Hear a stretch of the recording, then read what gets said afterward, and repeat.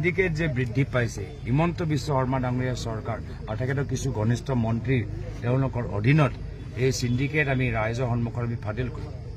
অলপ দিন আগতে ইডিয়ে কয়লাৰ মাফিয়াৰ মানুহৰ ওপৰত ৰেড মাৰিলে, তাত গোটেই কাগজ ওলালে, কিন্তু কোনো এৰেষ্ট নহল। কিয়? ইডি মাত্ৰ খালি কংগ্ৰেছক এৰেষ্ট কৰিবলৈ আৰু বাকী মাফিয়াৰ পৰা পইচা তুলিবলৈ। এয়া হ'ল ইডি। চন্দা তুলিবলৈ গৈছে নেকি ইডিয়ে? যে ৰেড যে মাৰিলে কয়লা মাফিয়াৰ ওপৰত অলপ দিন আগতে প্ৰেছ ৰিলিজ কৰিলে, তাৰপিছত ইডি এজনো মানুহক এৰেষ্ট কিয় কৰা নাই? মাত্ৰ 1.5 কোটি তেওঁলোকে ৰেডত পালে, সেইটোৱে তেওঁলোকৰ কাম হয়, তাতে কাম তেওঁলোকৰ শেষ।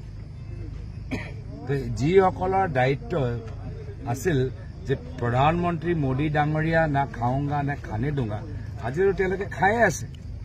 মোৰতো সন্দেহ যে প্ৰধানমন্ত্ৰী মোদী নিজে জানে নে নাজানে যে ইয়াত বৰ্তমান হিমন্ত বিশ্ব শৰ্মা ডাঙৰীয়া কয়লা, সুপাৰী, লাইমষ্টন যোগেদি কেনেদৰে বাৰাক ভেলী, কাৰ্বি আংলং, অসম নষ্ট কৰি আছে।